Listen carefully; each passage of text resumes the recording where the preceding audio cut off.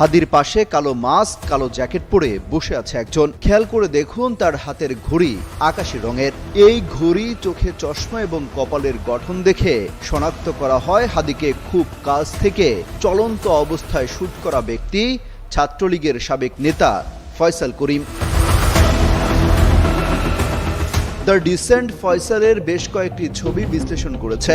সেখানে বিভিন্ন সময় সন্দেহভাজন ফয়সালের হাতে ওই আকাশি রঙের ঘড়ি পরা অবস্থা দেখা যায়। ওই ঘড়ির সাথে হাদির পাশে বসা যুবকের ঘড়ির হুবহু মিল। তবে আগের ছবিগুলোতে ফয়সালের চুল বেশ লম্বা, কিন্তু এই ছবিতে ছোট করে কাটা।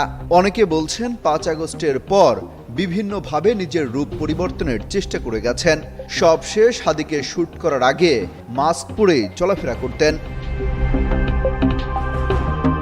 তথ্য বলছে ২০২৪ সালের ৮ নভেম্বর দুটি বিদেশি পিস্তল, দুটি ম্যাগাজিন, ৫টি গুলি, ৩টি মুঠোফোন সহ সন্দেহভাজন শুটার সাবেক ছাত্রলীগ নেতা গ্রেপ্তার হয়েছিল।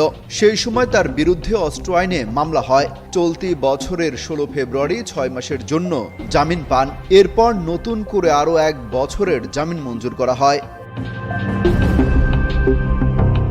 সেখান থেকে বের হয়ে মূলত কিলিং মিশনে নামেন। এরই মধ্যে ডিএমপি হামলাকারীর দুটো ঝাপসা ছবি দিয়ে সন্ধান চেয়েছে ফেসবুকে। সেখানে অবশ্য কারো নাম উল্লেখ করা হয়নি। তবে যে ছবি দিয়েছে তা সাবেক ছাত্রলীগ নেতা ফয়সালের বলেই ধারণা করছেন অনেকে। এর আগে হাদিকে হামলাকারী ইনকলাব কালচারের সেন্টারেও যায়।